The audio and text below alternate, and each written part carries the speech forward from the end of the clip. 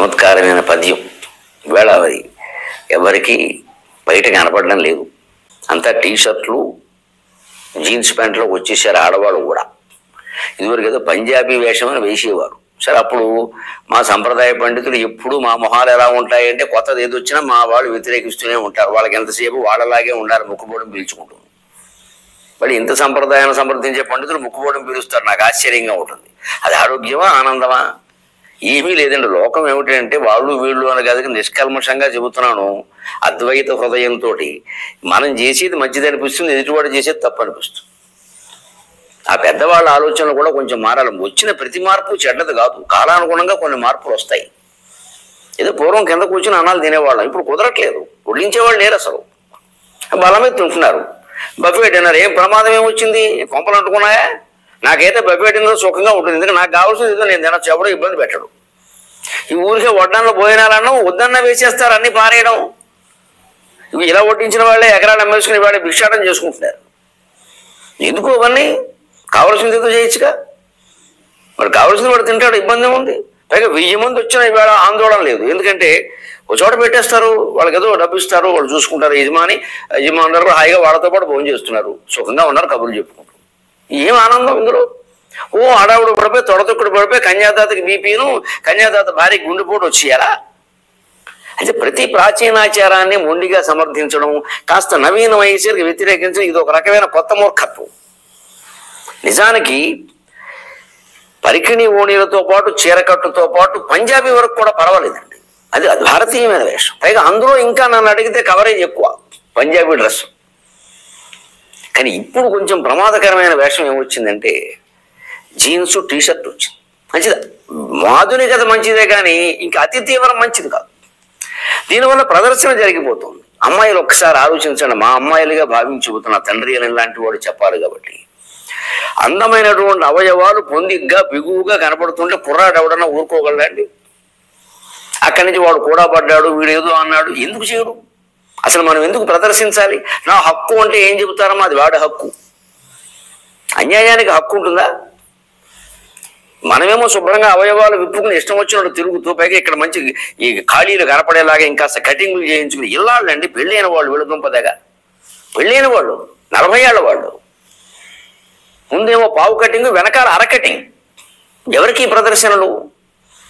అందుకని దాని మీదే ఏదో పూర్వం ఏదో బయట లాగితే ఏదో అనేవారు. లాగడానికి బయట ఎక్కడుంది? బయట ఎక్కడుండే పై పైకి జనుచుండే పడుచు వాడి గుండె పగులుచుండే. మరి కుర్రాడు, వాడికి నిన్న 20 ఏళ్ళు లేవు, వాడు సినిమాలు చూస్తున్నాడు, టీవీలు చూస్తున్నాడు. వాడు హృదయం పెద్ద శ్రీరామచంద్రమూర్తిలా వశిష్ఠ మహర్షిలా ఆలోచించాలంటే వాడి వల్ల అవుతుందండి? సమాజాన్ని మనం దృష్టిలో పెట్టుకుని మన పద్ధతి మనం మార్చుకోవద్దా? ఈ మాట ఎవరన్నా చెబితే నేరస్తులా? మీద పడి కరిచేయడం ఆడవాళ్ళు. నన్ను గర్వను చూస్తాను నేను. ఆలోచన చేయాలి. కనీసం ఏం చేస్తున్నాము, ఎలా బతుకుతున్నాము, సమాజం ఎలా ఉంది, దాన్ని బట్టి తీసుకోవాల్సిన జాగ్రత్తలు. అతి ప్రాచీనమైన వాదన ఎంత తప్పు, ఈ అతి నవీనమైన వాదన కూడా అంతే తప్పు. అసలు మన భారతీయ సంస్కృతి సమన్వయ సంస్కృతి. మంచి చెడ్డ ఏమిటో గీత గీసి విచక్షణ చేసి తెలుసుకోవాలి మనం. ఒక చిన్న గీత ఉంటుందని, చాలా స్వల్పమైన రేఖ లాంటిది, శృంగారానికి అశ్లీలానికి మధ్యలో. ఆ గీత జరిగిపోతే అశ్లీలం అయిపోతుంది. ఆ గీత ఉండాలి. గీత ఉండాలి కదని ఇక్కడ బండ పెద్ద చైనా గోడ ఒకటి కట్టేసి శృంగారం మాట్లాడతాడు, అంతకంటే మూర్ఖత్వం. అది మాట్లాడాలి, తప్పదు. దాన్ని సున్నితంగా సరదాగా అందుకోవాలి. శ్రావణ మాసంలో శనగలు మూటగట్టి దాచుకున్నట్టుగా వధూమణి కన్య తన కోరికలను దాచుకోవాలి. అలాగా పెళ్ళి అయిన తర్వాత శోభనం వేళ ఆ పెళ్లి కొడుకు ముందు విప్పాలి ఈ కోరికల మూట. అప్పుడు సరదాగా సరాగమయంగా సరిగమ పదనిసా అన్నట్టుగా సంసారం సాగుతుంది. అందుకని బజార్లో విప్పుతాం, ఆయన రేగిపోళ్ళా. అది ఆ అతి కాకుండా ఆ రతి సౌఖ్యం అనేది నిజంగా పొందాలి అంటే బయట ఎక్కడుండే పై పైకి జనుచుండే పడుచు వాడి గుండె పగులుచుండే చీర కట్టుకొండు క్షేమముగా నుండు కూడబడకయుండు కుర్రదండు అని ఒక అవధానంలో చెప్పాను నేను. చీర కట్టుకోండి శుభ్రంగా. ఎందుకు కూడబడతారండి? నిజంగా కుర్రాన్ని కూడా మీరు పరిశీలించండి. వాళ్ళు ఎవరన్నా చీర కట్టుకుని బొట్టు పెట్టుకుని ఒక పద్ధతిగా ఉన్న అమ్మాయిలను వాళ్ళు ఏమన్నారు. వీళ్ళు ఇష్టం వచ్చినట్టు ఎగేసుకుని దిగేసుకుని, పైగా ఇంకా విచిత్రం, నన్ను మన్నించండి, ఇక్కడ ఏవో రాసుకోవడం, ఇక్కడ కిస్మి అని, లవ్ మీ అని, అలాంటివి వేసుకుంటారు పని కట్టుకుని. వాడు ఊరుకుంటాడా అండి కిస్మి అన్నాక? మీరే చెబుతున్నారు కదా. ఆ అప్పుడు మళ్ళీ నాకు ఇష్టమైన వాడు అంటే అయితే కిస్మి కింద బోర్డు పెట్టాను, నాకు ఇష్టమైతేనే రానుడు కూడా బోర్డు పెడితే సరిపోతుంది. ఇది సత్యమేనా? అసలు ఆ టీషర్ట్లు ఏమిటి, వాటి మీద ఆ నినాదాలు ఏమిటి? ఏమైనా మన్మథులు జెండాలా ఇవి? ఈ దౌర్భాగ్యం తప్పితే తప్ప అనేక రకాలుగా జరుగుతున్నటువంటి మనం అశ్లీలాలు, అత్యాచారాలు, అఘోరాలు అవి తగ్గమండి. ఎన్ని వాదనలు చేయండి అవి జరిగేది కాదు. ఎవరు మనిషికో పోలీసులు పెడతారా అండి? సాధ్యమా? పోలీసులు కూడా వ్యామోహ పెట్టే దశలో ఉన్నాయి వీళ్ళ వేషాలు. బీటు కానిస్టేబుల్ బీటేసే స్థితికి వచ్చాడు ఇవాడ. ఎవరిని అంటారు మీరు? అందుకని మనమే నేర్చుకుని ఒక సంప్రదాయ పద్ధతిని ఎందుకు పెట్టారు? చక్కగా చీరలో శుభ్రంగా అవయవాలన్నిటికీ గాలి తగులుతుంది. అలాగని ఏదో పూర్తిగా కప్పేసినట్టుగా కమ్మేసినట్టుగా ఉండదు. కొంత మెడ దగ్గర వెసులుబాటు ఉంటుంది, నడుము దగ్గర ఉంటుంది, పాదాల దగ్గర ఉంటుంది, హాయిగా ఉంటుంది.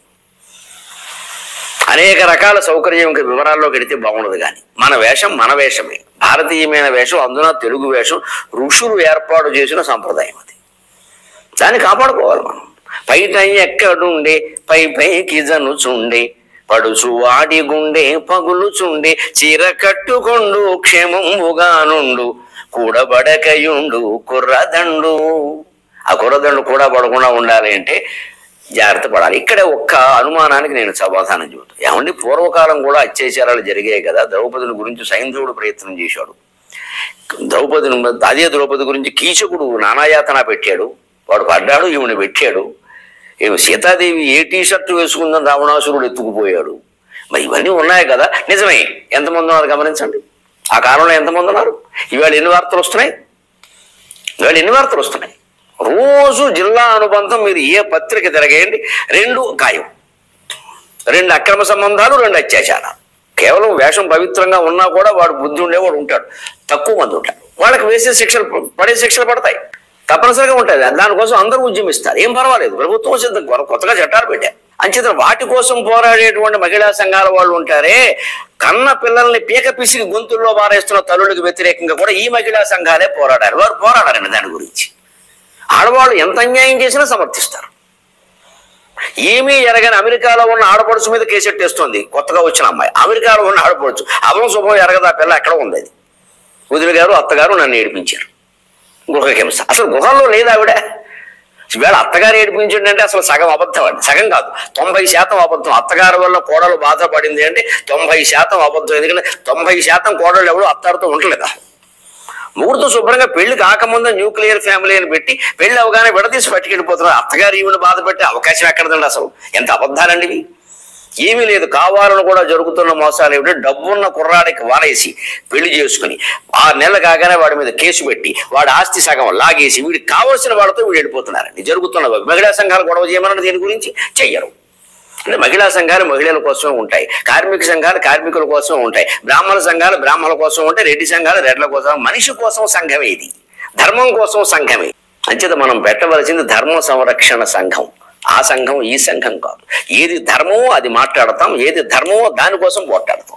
ఆ ధర్మం చేసింది ఆడదైనా మగవాడైనా ఏ కులం వాడైనా చీల్చి చెండాడతాం. ధర్మానికి అధర్మానికి ఓ లెక్క ఉంది. అలా చూసుకుంటే విలువలు నిలబడతాయి.